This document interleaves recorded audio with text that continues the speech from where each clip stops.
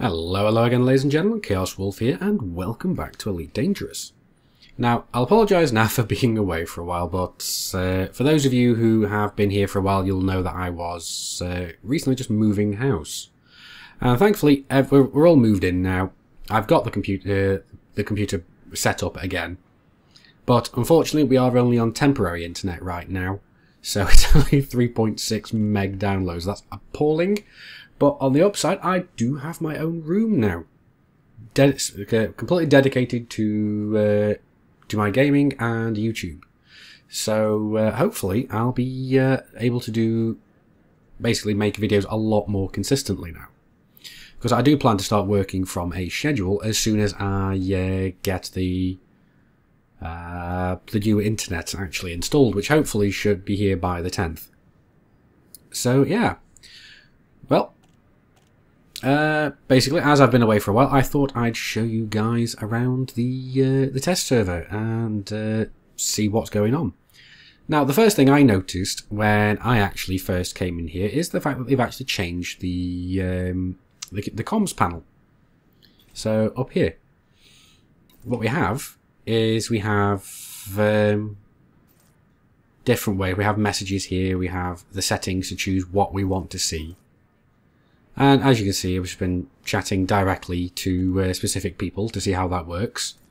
And what we have here is we can actually go through all the contacts that are players here. We can click in and we can invite to wing, request voice comms, send friend requests, block, report, or go back. So text chat is basically sending direct messages to the people. So that's awesome.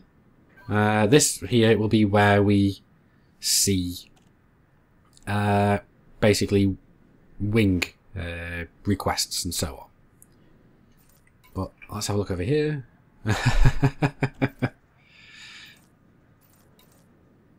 Yeah, I'll leave that for now. But yeah, so basically, as you can see as well, we have two new ships in the game. We have the Fer-de-Lance and the Vulture. And what I'm really... Ooh, wrong button. What I am really happy about is that if we go into Starport Services and we have a look into the shipyard section, every ship here is 100 credits. So what I'm going to do is I'm actually going to take advantage of this, and I'm going to do brief... over the next couple of days, I'm going to be recording some brief... basically first looks into each of all the different ships. Because there we go, here's the first one, the Vulture. Now that looks amazing. I'm going to have a bit of a closer look at it a bit later, but as we can see from my ASP, it's not very fast by itself, without thrust boosting, but it's okay with boosting. It's got very good maneuverability. Whoops. It's also got very good shields. But very bad armor. So this just seems like a larger version of the Viper, so to speak. But this is what gets me, is the hard points. We have 4 utility mounts, but only 2 weapon mounts, but they're both large hard points. Now, I've no idea how much this ship is actually going to cost when this hits the live servers. So, really not sure at all. But it looks amazing. It's got a nice little bubble canopy. So that's going to be interesting to see. I mean, we've seen the inside of the cockpit from some of the press releases that Frontier have released. And we've got some internal compartments where it doesn't tell me exactly how many it has. So yeah, we'll have to have a look at that. Next one we have is the Federal dropship. Yes, obviously the Eagle, the Python. And here we have the Fer-de-Lance. Okay, so this one is faster than the Vulture for straight flight, and it's also faster in boost speed, but its maneuverability is lower, so it's about the same as my my ASP right now in maneuverability, which is definitely not too shabby. Now the Vulture seems to be absolutely insanely maneuverable, but not quite to the level of the Eagle. But it's also got really good shields and fairly good armor. They're both better apparently than my my ASP right now. But now this also this one hardpoint wise also has 6 utility mounts and 4 medium hardpoints and 1 huge hardpoint. So I'm imagining that this ship is going to be fairly big and fairly expensive. So I imagine this is going to be one of those ones that takes up a large docking pad, but I'm not 100% certain. But we'll have a look down. We can see different things that it's got in here. Again, we can't see what specific internal components it has yet, but we are going to look at that a little bit more in depth in its own video. So we're back out there, but what also we want to have a look at is in the outfitting department. Right, so what we have is some new tech, really. We have what's known as shield boosters. And what these actually do is, it says here, is they strengthens when active shields if powered. Let's try that again. Strengthens the active shield if powered. Multiple boosters stack in effectiveness. Now these really aren't a pay-to-win thing. Now what will happen is when you buy one of these, depending on the rating, it will actually basically increase the strength, the overall strength of your shield, by a given percent, a higher amount of percent per shield booster. But what that will also do is that will also give you a bit of a downside as well, and that downside is the fact that it will actually increase the duration, well, basically increase the time it takes for your shields to recharge or even regenerate after being completely taken down. And even if they're not completely taken down, it will still take them longer to actually come back up to full strength. But they are going to be an interesting piece of kit. I'll have to have a look into these and see how well they actually work. But what else we've got? We've not just got the of those. We also have something in the internal departments, components. Now what we have here is hull reinforcement packages. And these are pretty much exactly the same, apart from these have classes as well as ratings. So what these are is they, as it says here, it increases the ship's hull integrity and resistance to damage. So it basically just gives your ship an increase to its hull points. As with the ones for the shields, it's going to I think each one of these will increase your hull points by a certain percentage depending on which one it has. But because we also have the different classes, not just the ratings, we have different sizes of these, they are going to we're going to have a lot more of them.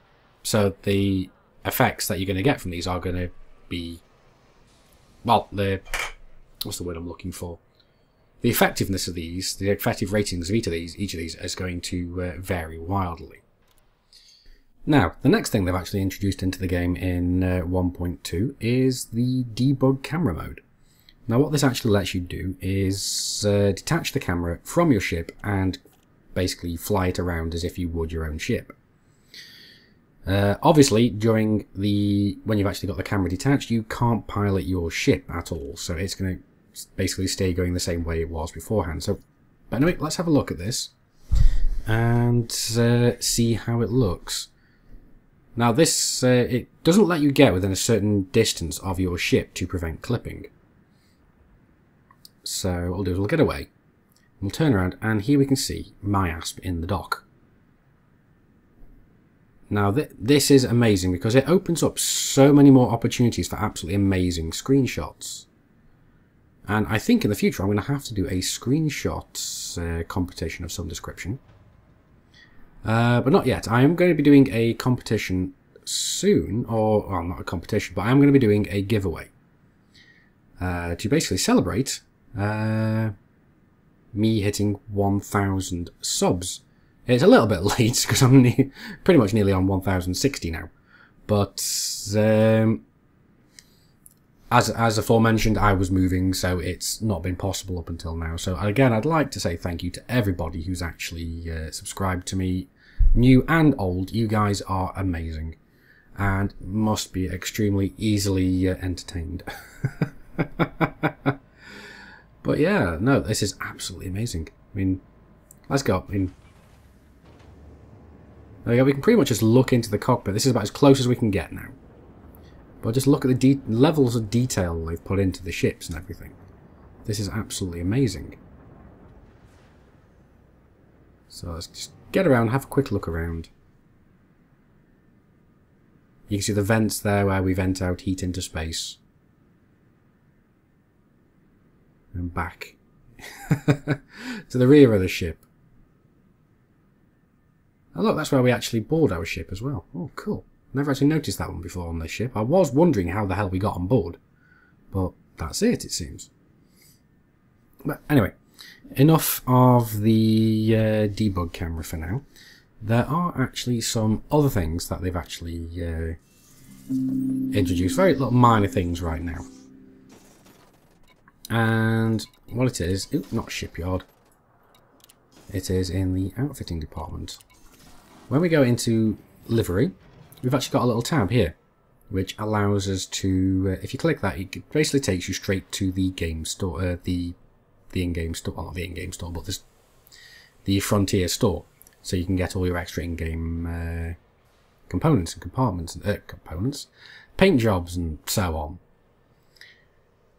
But yeah, so it's really quite nice what they've actually done and added into the game thus far. Now, another thing that they've actually introduced into 1.2 is these things here, weak signal sources. But it's not only weak signal sources that they have, it's also strong signal sources. But weak signal sources, from what I understand, they seem to be mainly floating cargo and so on. So you don't have to fly around all the different US unidentified signal sources trying to distinguish what is cargo and what are other ships. So what we have now, we have 3 different types of signal source. We will have we still have the unidentified signal source, we can see it here. We've also got the weak signal source and a strong signal source. Now, from what I understand thus far, the strong signal sources are these new signal sources that they were talking about bringing in, specifically for wings. So those are the ones where you go in and it's going to be a lot tougher in there. So those are the ones that is designed primarily to be used, basically to be played in a wing, but you can solo it for great reward. But again, it's going to be extremely great risk as well. So let's just go in, have a look in this weak signal source and make double sure that it is what I'm thinking. Yes, there we go. There we go. Canisters. So if you're out looking for salvage, then you're going to be wanting to basically hit up all these weak signal sources. Whoa, there we go. So it's going to basically make looking for different types of encounters a lot easier. You're not just going to have to fly around in specific, just unidentified signal sources to find everything in particular. For the weak signal sources, we'll be finding the floating cargo. In the unidentified signal sources, I assume it's going to still be the standard ships that are going to be in there, but I'm assuming it's going to be mainly just ships now that are in those. And look, it actually says as well there's illegal salvage this time, actually targeting the canister. It says it's illegal salvage, so we know for a fact that if we get scanned with it in our hold, we are going to get fined for it. It doesn't say anything. It specifically states this. I imagine it's going to have another one which says legal salvage as well for ones that have actually specifically been abandoned by their owner. So that's what I'm assuming that actually means. But then I assume that when we are doing assassination missions and so on, that is still going to be in the unidentified signal sources. The strong signal sources, I am led to believe, are specifically for wings, and they're going to be a lot tougher than other signal sources. I haven't come across one as yet. We'll have a quick look around and we will see if we can find one. Now, sadly, I was actually unable to find any strong signal sources, but what I have found instead is this. This is the Farragut class battle cruiser. Now, this is the federal capital ship. And now this thing is absolutely huge. And have a look inside. Don't tell me this doesn't remind you of of Star Wars and flying through the Death Star.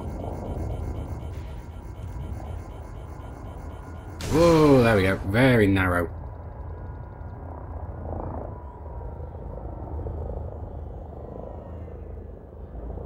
There we go, we've got its designation. The FDN RD5.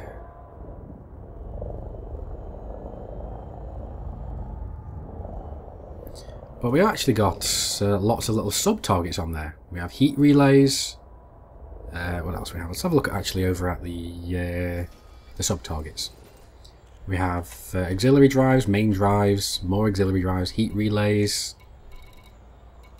laser turrets, broadside cannons, torpedo launchers, more laser turrets, more broadsides, more turrets. Wow. This thing is armed to the teeth. More broadside cannons. Let's have a look at these broadside cannons. Where are they? Whereabouts are we looking for that one?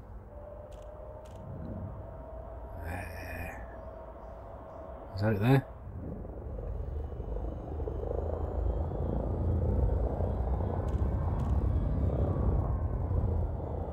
You would assume so. Or is this actually... Yeah, this will be there, but it's not actually out yet. So it's not been deployed. What have we got here? More heat relays. So I'm assuming that when you're actually fighting against these capital ships, you've got to start taking out all these different little subsystems. So I'm assuming that if you take out the main drives, it can't go anywhere. If you take out the sub drives, that the backup drives, that stops it from going anywhere. So let's have a look, see where exactly these main drives are.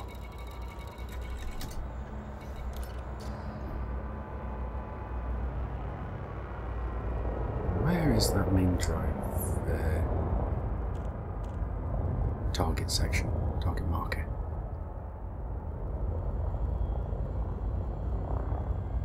Is that it there?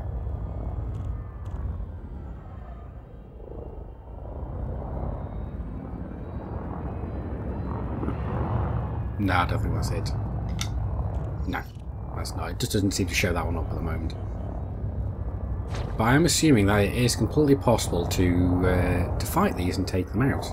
Now, I'm not going to try that just yet. We're going to do that in another video.